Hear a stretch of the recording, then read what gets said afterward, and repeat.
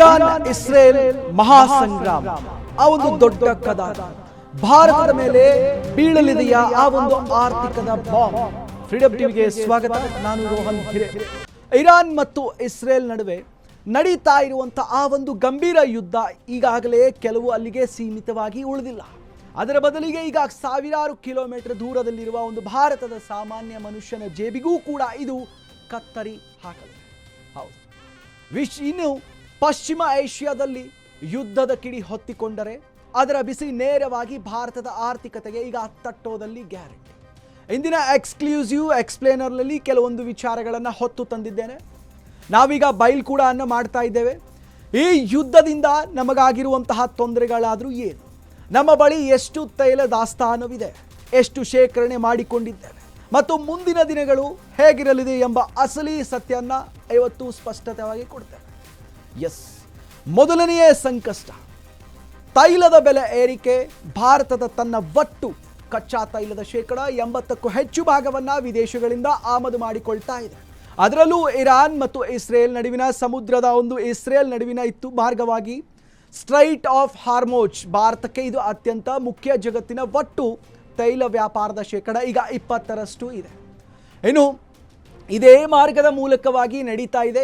ಒಂದು ವೇಳೆ ಇರಾನ್ ಮತ್ತು ಈ ಮಾರ್ಗದ ಒಂದು ಬಾಂಬ್ ಏನಾದರೂ ಬಂದ್ ಆದರೆ ಜಾಗತಿಕವಾಗಿ ತೈಲ ಮತ್ತು ಪೂರೈಕೆ ಈಗ ಕಡಿತಗೊಳ್ಳೋದು ಗ್ಯಾರಂಟಿ. ಇನ್ನು ಪೆಟ್ರೋಲ್ ಮತ್ತು ಡೀಸೆಲ್ ಬೆಲೆ ಭಾರತದ ಲೀಟರ್ಗೆ 120ರಿಂದ 150ಕ್ಕೆ ದಾಟುತ್ತೆ ಖಚಿತ. ಇನ್ನು ಎರಡನೆಯ ಪ್ರಮುಖ ಸಮಸ್ಯೆ ಏನೆಂದರೆ ಭಾರತದ ಬಳಿ ಎಷ್ಟು ತೈಲ ದಾಸ್ತಾನವಿದೆ, ಎಷ್ಟು ಶೇಖರಣೆ ಮಾಡಿದ್ದಾರೆ. ಸತ್ಯವೇನಂತಂದರೆ ಭಾರತ ತುರ್ತು ಪರಿಸ್ಥಿತಿಗಾಗಿ ಸ್ಟ್ರಾಟಜಿಕ್ ಪೆಟ್ರೋಲಿಯಂ ರಿಸರ್ವ್ ಎಂಬ ಒಂದು ಭೂಗತ ತೈಲ ಈಗಾಗಲೇ ಸಂಗ್ರಹಗಳನ್ನು ಕೂಡ ಈಗಾಗಲೇ ಹೊಂದಿದೆ.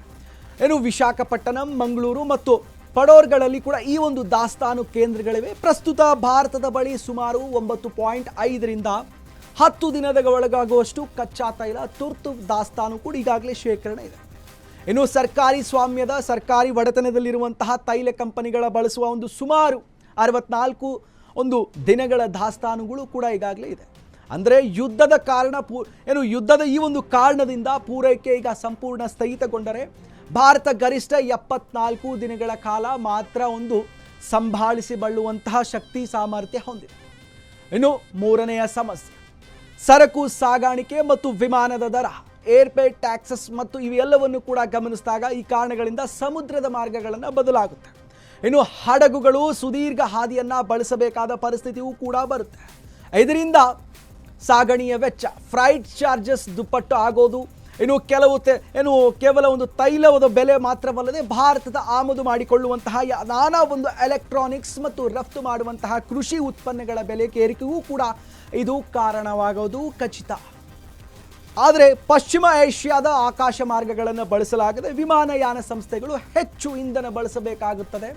ಇದು ವಿಮಾನದ ಟಿಕೆಟ್ ದರ ಏರಿಕೆಗೂ ಕೂಡ ಇದು ಕಾರಣವಾಗುತ್ತೆ.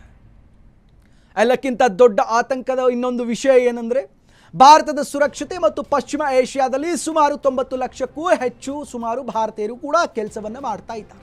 ಯುದ್ಧ ತೀವ್ರ ಏನಾದರೂ ಗೊಂಡರೆ ಅತ್ಯಂತ ಹೋಗಾಗಲೇ ಸುರಕ್ಷಿತವಾಗಿರ್ತಕ್ಕಂಥ ಉದ್ಯೋಗ ಮಾಡುವಂಥವ್ರಿಗೂ ಕೂಡ ಇವೆಲ್ಲವೂ ಕೂಡ ಮುಂದಿನ ದಿನಗಳಲ್ಲಿ ದೊಡ್ಡ ಸವಾಲಾಗುವುದು ಖಚಿತ.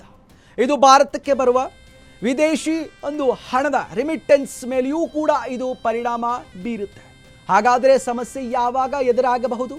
ಯಾವಾಗ ತೈಲ ಮಾರುಕಟ್ಟೆಯಲ್ಲಿ ಏರುಪೇರು ಶುರುವಾಗಬಹುದು?